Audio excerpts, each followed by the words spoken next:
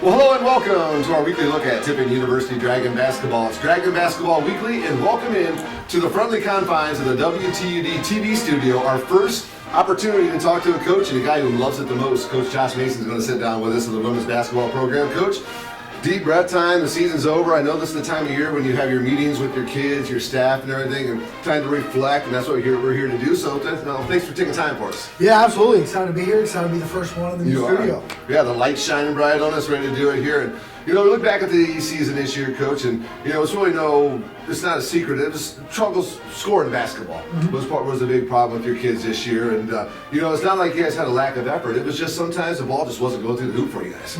Yeah, absolutely. There's no, like you said, there's no hiding it, no denying it. 4-24, we're struggling to shoot the ball and make those shots.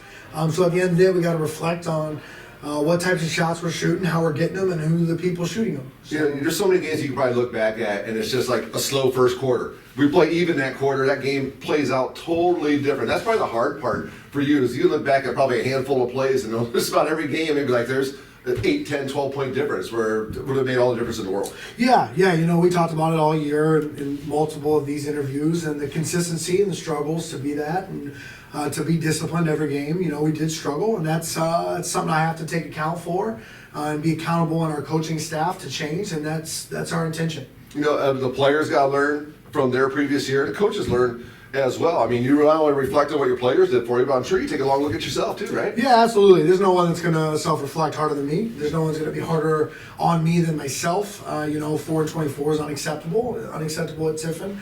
And our kids know that. Our exit meetings have been positive so far, of them understanding that the standard in which we present ourselves on the court was not even close to what we did this year. We got a bunch of kids that are committed to change that. So that starts for us when we start our postseason workouts on Monday. We were chatting a little bit on our walk over here, and I kind of echo the sentiment you just said, that the kids are excited to be here and excited, looking forward to next year. Now, you're losing some kids who have been here for a while, some kids who have been staples of the program for many years, especially with the COVID situation we've all had to be through. These kids have been here for longer than you're used to. So you're going to be missing Savannah Richards, Pistol Brinson, Kirsten Williams, and Camille Letts. And Camille, my heart was broken for her, and she hurt her knee at the end of that last game. How is she doing? Yeah, so it was a torn ACL, so she will be getting surgery next Friday. So we'll be making sure we're taking care of her there. But extremely unfortunate for Camille. Yeah, it just broke my heart for her to see that happen at the end of this season. But talk a little bit about what the seniors are bringing. We know the leadership just from them being here, but talk about some of the things they bring on the floor that you're going to have to replace next year when those kids are gone. Yeah, I think the leadership's the thing that's going to be the most important to try to replace. At the end of the day, K-Dub had an unbelievable year offensively for us. I think we put her in a position that is not typically her style of play. Gotcha. So I think what she demonstrated to her kids is your role, whether that is your comfort zone or not, you have to do the role that's best for the team. Right. And I think K-Dub demonstrated, as uncomfortable as that was for her, this is what the team needed. Right. So a lot of that was probably handling the basketball as well, right? Correct. And then, Sav, at the end of the day, with her, just her bulldog mentality of it never mattered the score, it never mattered the situation, it never mattered if we were playing number one team in the country with Ashland. Sav was there to win. And so I think that is something that's... coaches, it's easy to not understand. That's a skill in itself to have that. So I hopefully, that's something that's rubbed off on our kids and been able to grow with them. And then with Pistol, at the end of the day, she's played a lot of collegiate basketball games at the point guard position. Point guard position's tough. It's not someone you can just dribble around and do whatever you want. Right. You're the next coach out there. They call you a quarterback of the team for a reason. Correct. So, missing that aspect too is something that we're going to have to replace. So all of them gave a little bit of something that we're going to have to replace. But again, I think our kids are ready for it. Yeah, we got some kids coming back, couple juniors, I think 4 sophomores returning. I think there's 8 freshmen on the roster this year. The kids who are listed on the website. So you have experience coming back in the post. You got some really good minutes for some young kids in the post this year that are only going to get better. You have some young kids who got kind of thrown in the fray with handling the basketball like we just talked about. And you got some kids who are learning to shoot the ball on the outside. So you're losing a lot, but there's reason for optimism when you think about the kids that are coming back.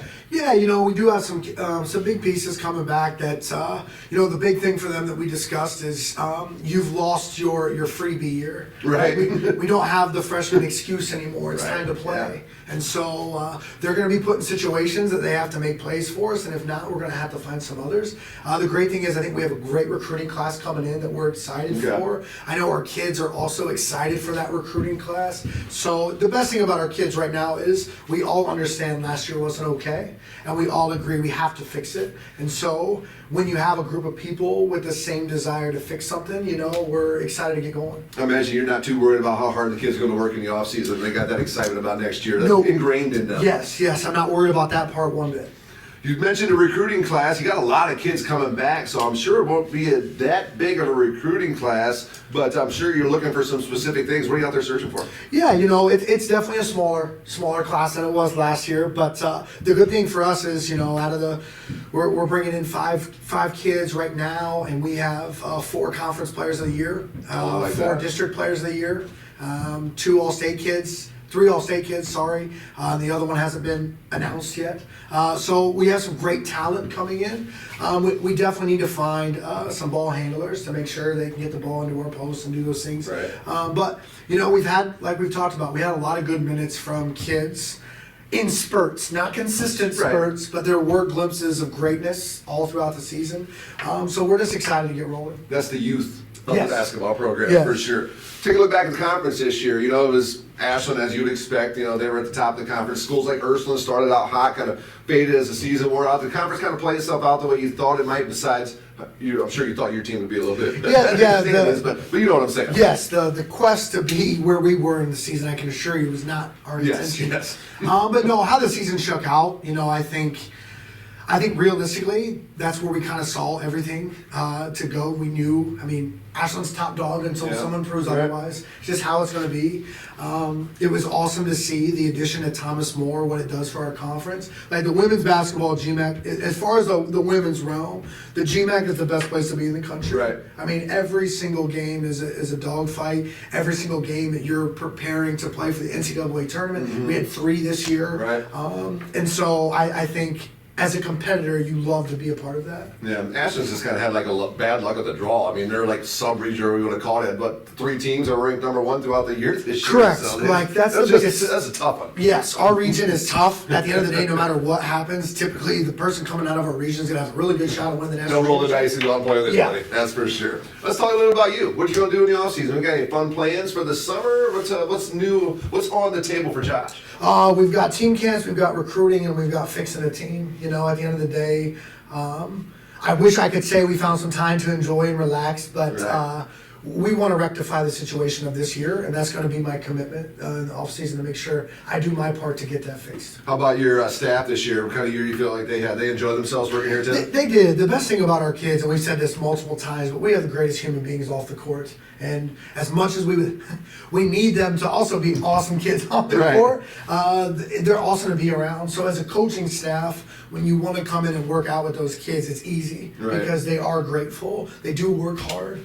So that makes life easy and makes coaching fun. Right. Well, it all gets back on the floor. When do you guys get back on the floor? Was that probably around early November next year when the kids will start practicing and getting ready for the 24-25 campaign? Yeah, like we said, to rectify the situation, we've all agreed that on Monday, actually, with our postseason workouts, we're not using it as a way to end the 23-24. It's the first day of the 24-25 season. Yep. So Monday we're going to get rolling with some small group stuff, and we'll see where we are in November. In November. He's Josh Mason. He's head coach of Tiffin University Women's Basketball Program. If you'd like more information, you can get that at GoTiffinDragons.com. I know this isn't your favorite thing in the world to do, Coach, but I want to tell you I appreciate every opportunity you made available for me, and he's much more comfortable now than what you have been in the past. So you do a good job. You shouldn't worry about it. Yeah, hey, any time with Russ is a good time, so I appreciate it. Well, I wish you best of luck on the recruiting trail, and I know those kids will be working hard, and I really look forward to getting a chance to watch them compete come next year, Coach. Thank you so much for your time. Thank you. All right, he's Coach Josh Mason. This is our weekly look at Tiffin University, the wrap-up of the Tiffin University Women's Basketball Campaign. Well, hello and welcome back to your weekly look at Tiffin University Dragon Basketball. It's Dragon Basketball Weekly, and our first time getting head men's coach Tom Church into the new WTUD's TV studios. What do you think of the new digs, Coach? Looks great. I love it. Yeah, got the lights on you this time, got you mic'd up, and here to talk about the basketball season that was. The 23-24 campaign is a long season, but now you look back at it and think, God, I can't believe it's over already. It went so fast. It really did, especially those last 3 weeks. you know, as well as we were playing, just as fast as it went. It was here and it's gone. So, you know, but yeah, great season, and you know, a little disappointing, obviously, the way that it ended, but you know, I'm super proud of our group for sure. Well, you guys face a lot of adversity as far as injuries are concerned. We'll touch on that a little bit later. But let's just talk about the most recent stuff. You know, we made it to the GMAC Conference Tournament. Kind of, boy, those standings were just up and down the last couple months of the season. Once everybody got into the heart of conference play, I mean, you guys were up into the high as like 3-4 at one point, and then you end up making it in the 8th spot. And kind of got the matchup, if you were going to sneak in at the end of the tournament, the matchup that we had talked about, I thought maybe it was a good one for your Dragons. Boy, you guys went down and took care of the number 1 seed down in Owensboro, Kentucky Wesleyan by a 19-point margin. That's a heck of a ballgame, right, kids? I'll tell you what, it was very stressful at the end of the season, you know, going into the home Malone game, you know, Oh, right. we didn't know where the heck we were going to finish, you know, especially with the points, and you know, you had to get a win because you were only going to be able to get so many, you know, Right. And then especially with everybody else playing who they were playing, like being able to get the Malone game and then the Lake Erie game and knowing that we were in, but heck, we were, you know, we stopped to eat on the way home on Saturday, and people are texting me, where are we going to play? And we didn't know. Right. You know, it literally came down to the final minute. And plus, you guys were an early game on the last day, and yeah, everybody else was yeah. playing a couple hours. You guys So- finished up and never started. Yeah, so we had that 1 o'clock game on Saturday, so we won. We knew we were in, but we still could have went to 2 different places. Yeah. We still did not know. You know, once we found out that it was Kentucky Wesleyan, you know, it's like anything. I mean, we felt good about the matchup because we had beaten them at home. Yep. And we were shorthanded a few players there, but I mean, heck, they had won 10 in a row, and they were the 2 seed in the NCAA tournament. So, Right. you know, it was a great way to finish. You know, going into the tournament, but we knew we had a lot of work to do. We were very, very confident. I know we did our you know, story down there and, Right. and you know, talked, and we felt very confident, but we played extremely well on that Tuesday. I mean, for us to go out and play the way we did against who was the 2 seed in the region, the number 1 team in the conference, I was Yeah. super proud of our guys. Timely jump shooting, good, Oh, yeah. powerful play in the post, kept their big guy really pretty much at bay. You know, Yeah. kept him under wraps. But then make it to the semifinals, and you face Thomas More, a team that ended up making it to the conference championship. That got you guys in the semifinals up there at Walsh before Walsh eventually becoming the conference champion. Yeah, you know, and we took another step this year from last year, obviously, what we had done, and this year, you know, making the conference tournament back-to-back years, winning 18 games, and then winning a game in the conference tournament. We just felt like we were so close. I mean, Right. we had the lead with you know, 20 seconds to go. And Thomas Moore's a really, really good program. And again, we felt like we had the matchup that we wanted, you know, possibly being able to get to the championship game. We just, you know, defensively, we just needed to make a play down the stretch. You know, they made that shot at the end to get it within, you know, we had 4 seconds left to try to get a shot off. But really, I think we were up 9 with about 8 or 9 minutes to go. And we hit a little bit of a patch there where for 4 minutes there, you know, Yeah. they got the best of us and they actually took the lead, and then we came back. So I think that was, you know, going back and looking back at the game, that's where we lost the game.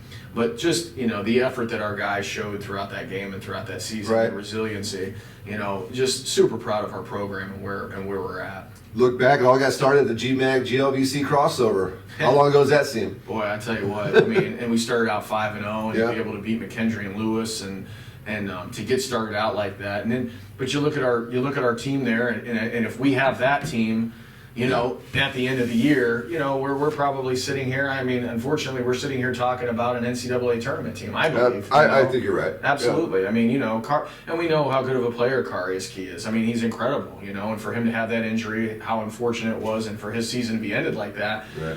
And he didn't say, I mean, we had guys step up and play at opportune times, and guys get some experience that they may have not gotten before. And then, you know, Josh with the injury. I mean, for us, I mean, we had a lot of, you know, really high moments. For us to go to Cedarville and to be able to beat them, I mean, really, we had 3 key guys out with Karius already season injury. Josh had his hand, you know, his hand was broken at that time, and then KJ was in concussion protocol. Yeah, So right. we had 3 guys out. Right. We were able to step up and win that game. So, you know, just all around, you know, how we stuck together through the highs and the lows. And I think there was a patch there You know, where getting Josh back from injury, you know, we had been without him for so long. I Right. think there was a point to where our team had to kind of feel out like getting these guys back. Yeah. And then once we figured it out, we had the Malone game, we had the Lake Erie game, we had the Kentucky Wesleyan game. So then we started to hit our stride. Right. You know, so we were fortunate to be able to get those guys back. It just seems like we just kind of ran out of time, it seemed like a little bit. Well, when the injuries happened to your club, it's like everybody had kind of settled into their roles. For sure. And then the injuries happen, everybody's Yeah. got to adjust what they're doing, you know. And credit to the young men for taking those changes. You know, some guys like Raven Brown having to step up and hit some big shots for you. Jacob Plyman, you know, doing some good things for you. So you had some guys that really had to step up, whether they were ready or not to, but they proved that they And actually those were two ready. guys too that you mentioned, Raven and Jacob, boy, I tell you what, especially towards the end of the year, man, they had some big games. I mean, Mm-hmm. Raven and Jacob specifically in the Lake Erie game, which is a game that we had to Had to have. have. You know, we did not want to sit back and say, well, we got into the tournament because Finley lost or because Trevecca lost. We wanted to get into the tournament because of what we did. Right. And we made that you know, clear to the guys. And I'll tell you, you know, those were back-to-back games, or 3 games, Malone, Lake Erie, but then that Kentucky Wesleyan game, that may have been our best game overall all year on both sides, Right. offensively and defensively, to go in there in their house and to do what we did. But yeah, I mean, those two guys, they stepped up, you know, huge. But just throughout the season, it was different guys. Like I look back to Ian Lopez in that stretch. I mean, what did he hit? 14 threes or something like that in 2 Something games. like I mean, that, that's right. incredible. You know, I mean, without him, we don't win those 2 games at home Certainly, against yeah. Trevecca and Kentucky got- Wesleyan. I got that you know? jotted down in You my know, notes. And then you look at Mo and Wes. I mean, those 2 guys absolutely carried us Yeah. with the injuries. You know, I mean, Morgan was, you know, his assist to turnover ratio and being able to hit big shots down the stretch, and his, you know, the game I thought was his finest game was at Cedarville. I mean, he was just incredible, you know. And then Wes, I mean, what do you say about Wes? I mean, you know, One of my it's favorite just players to come through the program. Unbelievable, you know. He's here for 5 years, scores over 1,500 points. I think he finished 5th all time, 7th in rebounding. I mean, just an incredible student athlete person. And literally, he was so focused. Everybody outside the program and inside the program could see how focused he was going into the tournament and what he wanted to do and how he was going to help carry this team. So, you know, and again, we got guys that are coming back that stepped up, but through graduation, even some of the new guys, you know, Brandon Swaby, Yep. how he just, you know, embraced being a new guy here, you know, KJ. You know, defensively, what he was able to give us. You know, we've touched on Ian. I mean, it just seemed like everybody, you know, was able to kind of step up and Right. kind of give us something. Some of the highlights from the season I wrote down, you know, you guys, the Tampa trip. It's just Yeah. it's a great, not only you guys go out and play basketball, but sometimes that team bonding, getting away, especially at that time of year over holiday break, a lot of fun for you guys to get down there and go get away from the snow and cold of Tippin, Ohio, and get down to Tampa, Florida. This is a fun trip. It really was, and we try to take that trip every 2 years. You know, we, you know, in support to our administration, you know, that we're able to fundraise and we're able to do those things and we're able to go down there and do it right. You know what I mean? We just Yep. don't want to go down there and get there, play, and come back. You know, we were able to spend some time together, you know, as a group, as a family. And really enjoy, you know, and then they were able to go home for Christmas break and Right. they came back and get to work. So, you know, things like that, the crossover trip at the beginning of the year, Mm-hmm. you know, this was our best start all year. You know, since I've been here, we hadn't won a crossover game. And then be able to go 2-0, we kind of knew right away. It was like, okay, like we got a group here that's going to compete, you know, and we knew we were going to hit our highs and lows. Did we know? We said at the beginning of the year, though, too, we said if having an older group, if we're able to avoid injury and anything significant, we think we have an NCAA tournament team. And Yeah. I think we showed that we truly were. I think so. You know, so yeah, but that was just throughout the year. It was a group that you just enjoyed being around. Well, you mentioned some of the big wins earlier, the back-to-back home games against Kentucky Wesleyan and then Trevecca when they were 1-2 in the conference. The sweeps going to Ashland and Ashland at home, which that doesn't happen on Tiffin University campus that often. And then those final 2 games that you mentioned, home against Malone and at Lake Erie, with the scheduling quirks of seeing Lake Erie just about a week earlier and them coming to town and maybe playing one of their best games Yeah. when they came here and got the win. But those are some of the highlights I had jotted down. Yeah, and I think just overall, you know, you know where we've come since I've been here and where we're at now, and I think Yep. a lot of you know, people, you know, it was like, hey, they haven't won at the Division II level. I'm not sure that they can. You know, I didn't want to hear any of that. You know, we felt like we had a group, especially over the last couple of years, and we've been trending this way though. You know, but to be able to go actually do it, you know, I think winning on the road, I think that's one of the hardest things to do in our conference. You know, the basketball conference in the GMAC is really good. I mean, everybody's pretty much fully funded. Everybody's well funded. You know, basketball is taken very seriously in the GMAC. So, but being able to go and win on the road, you know, even last year we did it a little bit, but to be able to really do it in back-to-back years, I think that's one of the hardest things. To be able to compete at a high level. I mean, you know, you look at Findlay. I mean, historically, how good they have been, and they've missed the conference tournament the last 2 years. That should tell you something about our conference, and how hard it is. So, you know, not only winning this year, but over the last 2 years, being able to win and do it back to back, and to be able to show people, you know, it's really helped with our recruiting. We're seeing that right now. We have players that want to be here and want to be part of that. You know, whether it's the support of the administration, the support of the student athletes, our crowds were great this year. Yeah. You know, I mean, we were not only competitive but winning, and people want to see that. Right? I thought our crowds were fantastic this year. So I think that just all that goes into how successful of a season it really was. Culture is a buzzword when it comes to sports, and you know, young people really look for that positive culture, and winning builds it. Having the right people on staff as well as the players builds it, and then that becomes a magnet to good student athletes. No doubt. I mean, you know, my staff, I'm going to be losing a couple GAs this year, and Brett and Trey, and the things that they do behind the scenes, not a lot of people notice. I mean, we were very organized. I mean, you traveled with us, hotels and food and everything, how we take care of the players. And Coach Des, I mean, you know, it's not a wonder we've won the last 2 years, and who's been a part of that the last 2 years has been Coach Des. I mean, he's just a good dude. Nothing else. Just a good dude. He really is. He's a good guy. He's you know, a family friend. You know, and the thing is, it's like, you know, like you said, players want to be part of that. You know, there's a lot of places where it's a business and that's all it is, and you know, you see here it's more than that. You know, it's family. My wife and my kids, they're around the players all the time, and that's something that we stress to recruits. Like, hey, we don't, and you, like you said, culture is a buzzword, but like we really, you know, we act it out here. It really is a family, you know, and I don't know that that's the right way to do things, but that's how we do it here. Well, you know, you're going to recruit a kid. You're not only recruiting a kid. You're recruiting mom and dad, aunt, uncle, grandma, grandpa, or the caregivers are, and you know, you need to let those people know your son's going to be safe when he comes to play basketball. And that's the other thing. The parents, you know, with our program have been outstanding. They've traveled. I know, you know, just seeing everybody at the game and the support that we've gotten, and you know, they know that we have the players' best interest at hand, and they also understand that not everybody can play the same amount and all that stuff. So, you know, it's one of those things that you know, certainly is appreciated from our end that we're able to get that kind of support. Well, we mentioned some of the seniors who will no longer be wearing the dragon green here as they continue on to their adult lives.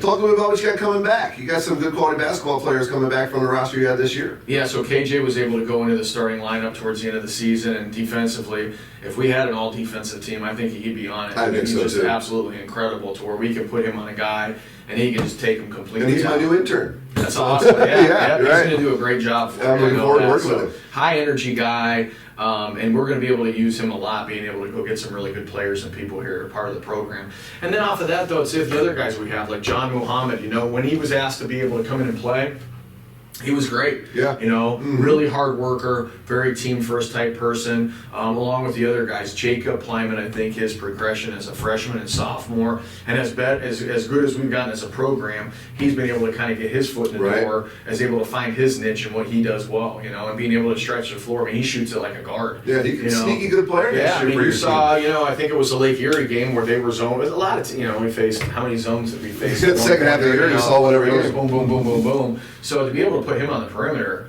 and guys know, like, hey, we're going to get Jacob the ball. He's going to be able to knock down shots. Was huge.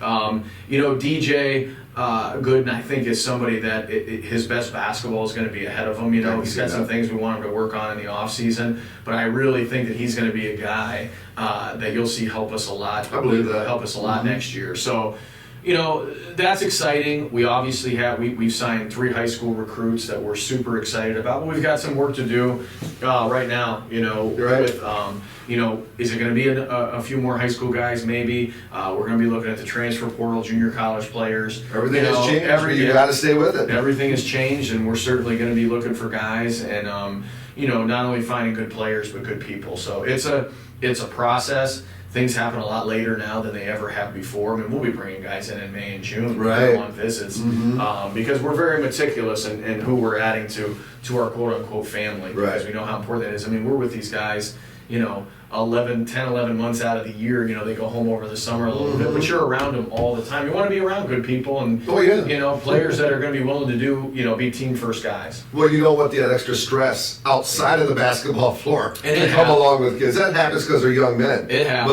But you know, you want to try to avoid that as much as you can. want to as much as possible, but you know, you think about these guys that have put in the time and the effort and the things that they've done. I mean, we've got a couple Hall of Famers not only on that team, but you know, also that team in general, along with last year's team. I mean, what they were able to do, Yeah. what they were able to accomplish, and you know, we felt that when we went to the GMAC semifinals. You know, they were kind of looking at us like these are the new kids on the block. Right, You know, yeah. and we told a couple people like, hey, we're here to stay. You know, this Right. isn't going to be a 1-year thing. So we're excited about where our program is at, but not only that, but what we can do off of this as well. We're starting to set the bar a little higher each year, Coach. Each year it's going to get we're going to set it higher and higher, and you know, and again, that goes to our staff.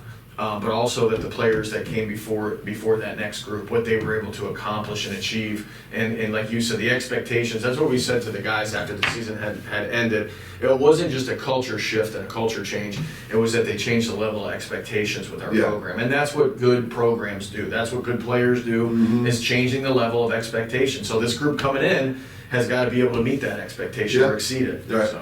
So anything fun planned for the churches coming up? You got any time for Tom and the family? I've got a to-do list at home. Oh, that's where you gotta get caught up on We moved the into- chores and yes, piled we up. moved into a new home before. that's right, yeah. Before the season started, and I really felt like I haven't had a chance to, you know, Yeah. to really like have more than a day or two off to be able to do things. So Right. we've got some things that we're going to be doing around the house. We have a family vacation plan. Good. You know, some things that we'll do, but you know, we've got Big Sticks baseball coming up, so I'm coaching my son's baseball team here in the community. So we've got some fun things. We've got some work around the house we're going to be doing. We've got some recruiting that we're going to be doing and bringing new guys in. So you know, you think the season's ended, you got a chance to maybe always back here relax spinning and- around Yeah, a little but it's bit. always what's the next step? What we got to do? So Right. you know, this group though, you know, you think about it, and they've made a lot of people proud. You know, our staff, and I think the alumni have been great, and they're and being at the games, and like I said, they've talked a lot about this group and what they've meant to Tiffin basketball, and you know, like we said, that they've raised the level of expectations, and I couldn't be more grateful to them. Yeah, I dig it. I have a lot of fun with basketball. Always have, but I love calling wins. What I love calling losses. So I'll tell you what, it's been a lot I of love fun. coaching wins more than I do losses. And so- hopefully, you know, we're in the works of doing some things with the media side here. We're hoping to get our basketball games back on the local radio station this year. That'd be great. So if that happens, I probably will be traveling everything Love it. next year. So we're in the works with that. I'm gonna bring you in on a couple You- meetings, as a matter of fact, with the local radio station. You know how Hopefully. I am with, you know, people that want to be part of the program, you know, figuratively and literally get on the bus. You Right. know, get on the bus with Yep. us. We'll go with you because I want people, you know, to want to be part of the program, but we want to try to raise the level, not only of the expectations on the floor, but everything off the floor, Mm-hmm. you know, because I think this can be a Division II NCAA program, and it's starting to be, that can be nationally known. You know? Right, yeah. So, and that's our goal. That's our goal Friendly, here. knocking on the tournament door, if not being Absolutely. inside the tournament door, that's for sure. Absolutely. Absolutely. It all starts with the Great Midwest Athletic Conference, where the Dragons will be ready to roll again next year. So, Coach, thank you so much for your time. As always, you know, it's fun to get together. Now you're here in the new studios. We'll be doing the coach's show next year right in here, if not on the local radio station. Who knows how we'll figure all that stuff out. But it's always a pleasure to get a chance to talk to you, and it's always a pleasure working with your kids, have a lot of fun with them. So looking forward to celebrating them again next year. Absolutely, and we'll get together next fall and talk about some of the new guys that we have and some of the returners, and you know, what the expectations are going to be for the program. So, you know, hopefully these guys that are graduating, you know, maybe they'll stick around, maybe they'll be back on the coaching staff, maybe they'll be coming back, and we can get them on the show. If nothing else, I'll be getting in contact with me during the game, like other alumni do during the I game, love shooting it. me texts. So. I love it. All right, thank you so much for your Thank time. you. Enjoy some Appreciate time it. for yourself, and we'll get back at it next year. Sounds great. This has been your wrap-up of Tiffany University basketball. Thanks to Coach Josh Mason. Thanks to Coach Tom Church. I'm Russ Snyder, voice of the Dragons. Thanks for joining us. We'll catch you next time here on your home of the Dragons, the Dragon Basketball Weekly.